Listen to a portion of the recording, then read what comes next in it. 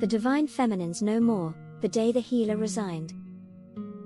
About the feminine exhaustion and masculine dependence, not gender-based. I used to be the one you came to when life got too loud. When your emotions surged, and your inner boy had no words for what he felt. You brought me your storms, and I made myself the shelter. You brought me your guilt, your rage, your shame, and I called it love to hold it all for you. You never had to carry it. Because I did. I taught myself it was noble. I called it divine feminine. But really, it was fear. Fear that if I didn't soothe you, you'd leave.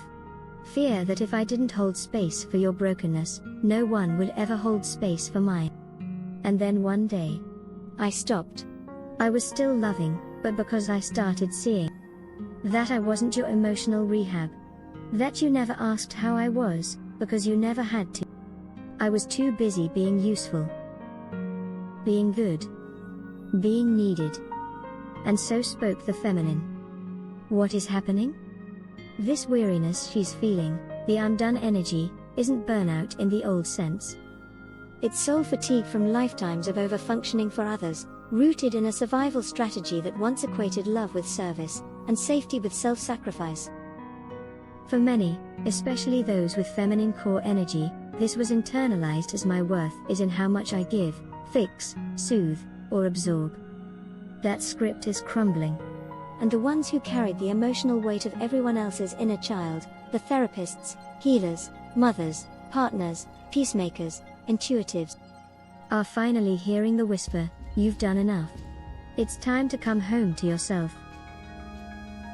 The fire brigade is retiring.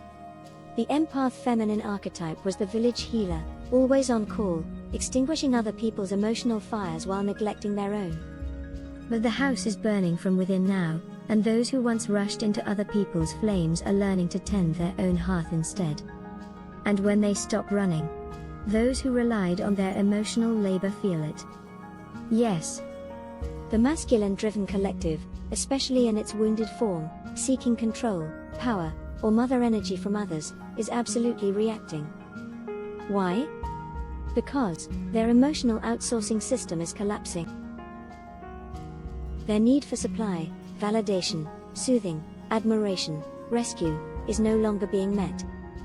They're being left alone with themselves, which often triggers anxiety, confusion, or even attempts to guilt trip or re-engage the previous caregivers. You've changed. Or you're being selfish now. There is a rising wave of what I'd call fed-up feminine energy, not angry in a petty sense, but in a sovereign, holy, non-negotiable kind of way. Something like, no more. I'm not your therapist, your sponge, your mother, or your messiah. I am done saving what doesn't want to be saved.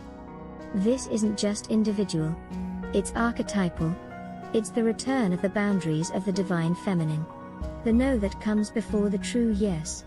The empath's self-rescue operation.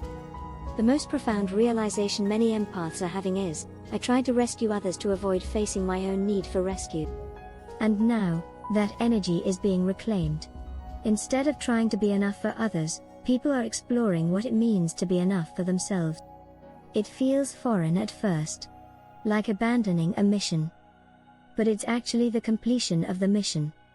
Which leads to the purpose gap in its purest form, the disorienting void that opens when a soul finally stops overgiving, overfunctioning, overfixing, and realizes, if I'm not needed, who am I? It's like a detox from identity addiction, but the withdrawal isn't from substances, it's from the deep-rooted belief that my value is in how much I care for others. When that belief collapses, a kind of existential echo moves through the system.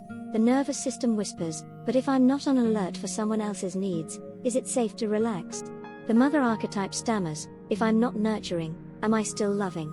The trauma ego quietly panics, if no one needs me, what am I even doing here? The purpose gap is the threshold of inner rebirth. You're standing at the edge of, no longer needing to prove your goodness through service. And not yet knowing what being feels like without a survival mechanism. And here's the kicker, that smothering mother archetype wasn't born out of pure love. It was born from abandonment anxiety. From the unconscious deal, if I give enough love, they won't leave me. So when that deal dissolves, What's left is not emptiness, but space. Sacred space. What this space is actually for, to be filled with your own needs, your own voice, your own becoming. Not to refill it with new people to fix. To allow the feminine energy to expand beyond caregiving. Nurturing is one expression, not the definition, of the feminine. Creation, sovereignty, pleasure, intuition, truth-speaking. These are the rest. To birth a new identity not based on sacrifice but wholeness. This is the bonus being. The blessing in no longer in disguise. The one who says, I give because I overflow, not because I am empty without someone to give to. And so the feminine no longer bleeds for what won't heal itself. And the masculine must now learn what it means to hold pain without outsourcing it. This is not punishment. This is the return of power. The recalibration of love. The beginning of the end of one-sided salvation. And the masculine, in rising panic, will proclaim, but I don't know what to do with my pain. I don't know how to feel. I don't know how to hold myself. And the feminine will gently respond, that's the whole point, my dear. Now you must. Because I'm no longer willing to carry you at the cost of abandoning myself. You can call me selfish. You can call me cold. But I call it homecoming.